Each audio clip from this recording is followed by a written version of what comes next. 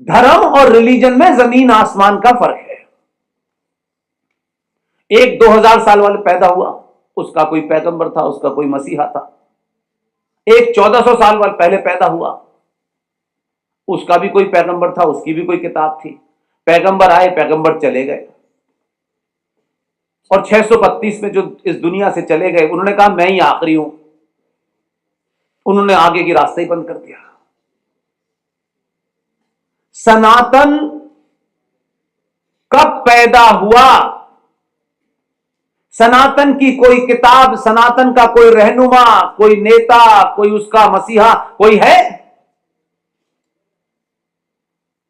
जिसे आज आप सनातन कहते हैं? उसको अगर पीछे ले जाएं तो सनातन मीन्स साइंस। पूरे ब्रह्मांड में एकमात्र जाति है जो साइंस पे बिलीव करती है, और साइंस सब बाद में आया, इसलिए हम सनातन कहते हैं। आप जब सारे धर्म बराबर कहते हैं तो मुझे ऐसा लगता है कि कीचड़ की नाली की तुलना आप समुद्र से करते हैं। हो ही नहीं सकता ये, इसलिए सारे धर्म बराबर नहीं हो सकते। फिर कहा गया मंदिर मस्जिद अल्लाह का घर है। नहीं भाई साहब, नहीं, बिल्कुल नहीं, एकदम नहीं। सुप्रीम कोर्ट कह चुकी है, उनकी अपनी किताब ये फरमाती है। मैं किताब की बात कर रहा हूं, मैं हदीसों की बात नहीं कर रहा। हदीस 200 साल बाद लिखी गई। हदीस का मतलब होता है इंटरप्रिटेशन। कुरान की इंटरप्रिटेशन बहुत सारे लोगों ने की, उसी को हदीस कहते हैं। जैसे गीता की इंटरप्रिटेशन राधा कृष्ण ने अलग की है, गांधी जी ने अलग की है। हम इंटरप्रिटेशन पे जा रहे हैं, जड़ पे नहीं जा रहे हैं। जब जड़ पे जाएंगे तब आपको पता चलेगा कि क्या है। इसलिए इस्लाम पैदा हुआ, क्रिश्चियनिटी पैदा हुई, उससे पहले 3 साल पहले यहूदी पैदा हुए। जब ये तमाम सारे लोग पैदा हुए हैं, इनके पैगंबर भी पैदा हुए चले गए, सनातन तो पैदा ही नहीं हुआ। सनातन का तो कोई रहनुमा नहीं है, ना उसकी कोई किताब है। 5 तत्वों पे सनातन टिका हुआ है। उसी तत्वों से प्रकृति चलती है और हम प्रकृति के हिस्से हैं, हमारा भी जीवन उसी से चलता है। वो 5 तत्व आपके शरीर में समाप्त हो जाते हैं, आपकी मृत्यु हो जाती है। हजारों साल पहले हमारा ऋषि मुनि, ये जो आज घूम रहे हैं अंग्रेजी नाम ले लेके, ये फलाने साइंटिस्ट हैं, ये दिमाग के साइंटिस्ट हैं, हमारा ऋषि मुनि हजारों साल पहले सब कुछ बता के गया था। लेकिन हमने अपने ऋषि मुनि के अंदर, उसे नोबेल प्राइज बेचारे को नहीं मिला था, इसलिए उसकी इज्जत नहीं की हमने। वो बहुत पहले बता के गया था कि सुबह उठ करके सूरज को जल चढ़ाना और हाथ जोड़ के उसका धन्यवाद कर देना। अब उस दौर में कम्युनिकेशन नहीं था। जैसे अगर सोशल मीडिया को माइनस कर दें तो लोगों की लिखी हुई किताबें ही आप पढ़ रहे थे, तो आपको कोई दूसरा आर्गुमेंट ही नहीं मिलता था। आप किसी एक फैक्ट को रीचेक नहीं कर पाते थे। तो उस दौर में सिर्फ किसी ने कहा, बताया, उसने कहा बस इतना ही करना है। तर्क शक्ति नहीं थी, लोग बहुत ज्यादा विकसित नहीं थे, तो उन्होंने कहा बस ठीक है, बताया, इसको सूरज पे पानी देना चाहिए। उसी ने कहा, जब आज हमारे यहां दुनिया में एनवायरमेंट मिनिस्ट्री, क्लाइमेट चेंज की मिनिस्ट्री, अरबों खरबों रुपया लग रहा है इस पे, उस वक्त हमारे ऋषि मुनि ने बताया कि पूरे ब्रह्मांड में एक पेड़ है, उसका भाव यह था कि उसकी केयर करना, उसको प्रोटेक्ट करना। लेकिन जब आप उसको किसी भावना से जोड़ देते हैं तो आसान हो जाता है लोगों को कम्युनिकेट करना। कहा कि उस पेड़ को स्वच्छ रखना, साफ रखना, काटना मत, उसकी पूजा करना। तो जब पूजा का भाव हमारे अंदर आता है तो हम पवित्रता से जुड़ जाते हैं, फिर उसके प्रोटेक्शन से जुड़ जाते हैं, फिर उसके प्रति एक हमारा लगाव हो जाता है। कौन से अंग्रेज साइंटिस्ट ने बताया कि यह पेड़ जो है इसकी पूजा करना? हमारा ऋषि मुनि हजारों साल पहले जानता था कि पीपल का पेड़ एकमात्र पेड़ है जो 24 घंटे ऑक्सीजन देता है। इसलिए उसको प्रोटेक्ट करना था। और अभी बीच में मां के बारे में बहुत सारी बातें की गई। मां दुनिया का सबसे बड़ा सच है, उसके अलावा कुछ और सच है नहीं। और मां इसलिए सच है और पिता सिर्फ एक विश्वास है। हमने जब उल्टी गंगा बहाई तब हमारी दुर्गति हुई, क्योंकि हमने अपने हिसाब से, अपनी सुविधाओं के हिसाब से चीजों को पढ़ा। मां के पेट में 9 महीने रहने के बाद उसने हमको जन्म दिया। यह दुनिया का सच है, बताइए है ना? नहीं, इतने हल्के से क्यों बोले? डाउट है क्या? हाँ। आपका पिता कौन है, ये किसने बताया? मां ने बताया ना, बताया था ना मां ने। और जो पिताजी बने घूम रहे हैं, जिनको पढ़ा नहीं, वंश चलना चाहिए पिता के नाम से। अगर मां ने इधर की जगह इधर उंगली की होती तो पिता नहीं बनते, जीवन घूम रहे होते हैं।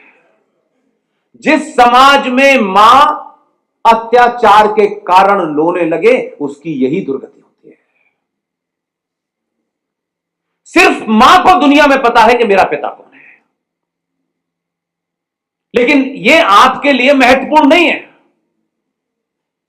जब आप किसी बड़े चीजों को देखते हैं तो मुझे सबसे छोटी चीज में से मैं वो अर्थ निकालता हूं जो हजारों हजारों साल तक मेरे मन के अंदर एक ताकत पैदा करे।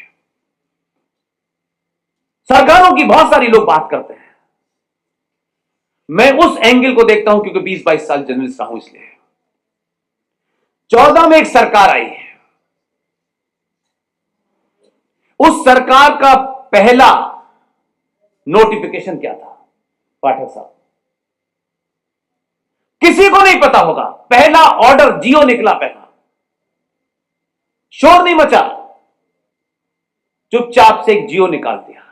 अब जियो तो हजारों निकलते हैं लेकिन आप तक नहीं पहुंचे, लेकिन मुझे वो याद है और मेरी सुई वहीं अटकी हुई है। इस सरकार ने एक जियो निकाला कि जो जघन्य अपराध आपके साथ अंग्रेजों ने किया था, और वो पागल नहीं थे, वो जानते थे कि जो आपकी शक्ति है उसको कैसे उन्होंने काटा। इसलिए आप ऐसे ही घूम रहे हवा में, और ऐसे ही घूम रहे इसलिए आपको लगता है कि सुंदरता की निशानी तैमूर की अम्मी है, क्योंकि आप रूट से नहीं जुड़े हुए। आप रूट से जुड़े हुए होते तो इस देश में अगर सुंदरता की कोई निशानी है तो छत्रपति शिवाजी महाराज की मां जीजाबाई है।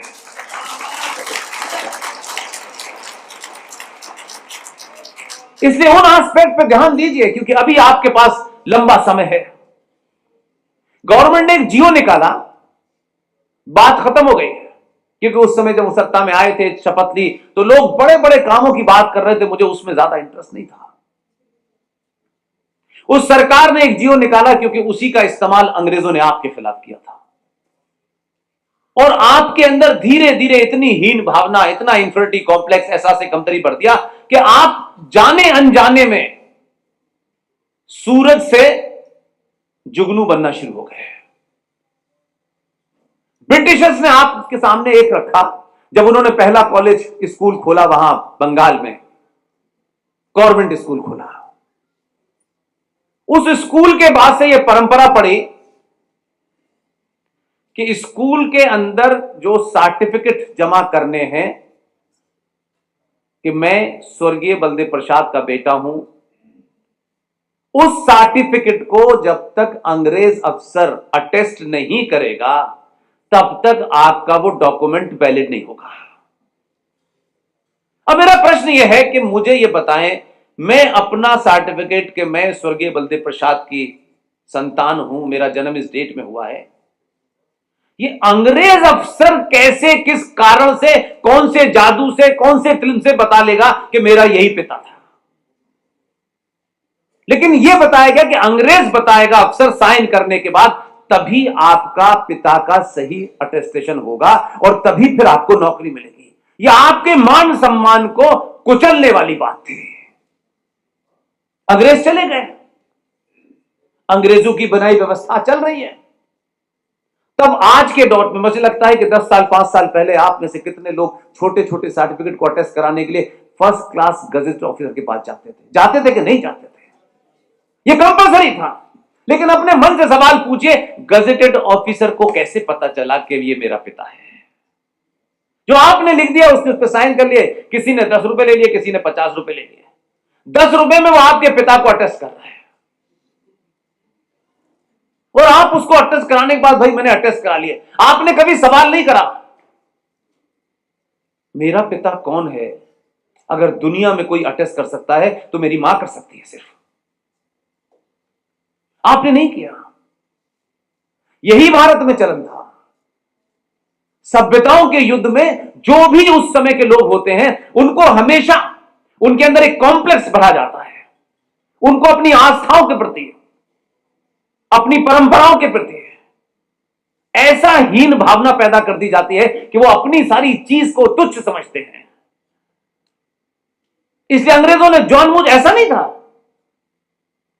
जो भाषण दिया मैकोले ने वहां अपनी पार्लियामेंट में, उसने यह साफ साफ कहा कि भारत में लंबे समय तक अगर आपको राज करना है तो जो सबसे मजबूत संस्था है उसको समाप्त करना पड़ेगा। उस संस्था का नाम था गुरुकुल। तब यहां पर अंग्रेजी स्कूल खुले और फिर हमारे यहां भीड़ लग गई और कह दिया गया कि भाई उसमें जो पढ़ेगा अंग्रेजी उसको पहले नौकरी मिलेगी। फिर ऐसी स्थिति आ गई कि अपने बाप को 5 गाली दोगे तुम्हें नौकरी मिलेगी। लोग कहेंगे 5 क्यों, हम तो 10 देने को तैयार हैं। हम इसी भीड़ में लगे रहे। तब 2014 के चुनाव के बाद में सरकार के मुखिया ने पहला एक ऑर्डर पास किया जिसे जियो कहते हैं। उसमें लिखा, आज के बाद से आप अपने पिता और मां के अटेस्टेशन खुद करेंगे। लेकिन यह बात बड़ी नहीं लगी लोगों को। ऐसी छोटी छोटी घटनाएं बहुत हुई, लेकिन हम सिर्फ उनको देखते हैं जिस पे शोर ज्यादा होता है। संविधान में पानी अगर आप मुझे पिलाएंगे तो लोग कहेंगे पानी पी पी के दे रहे हैं, बिना पानी के ठीक है।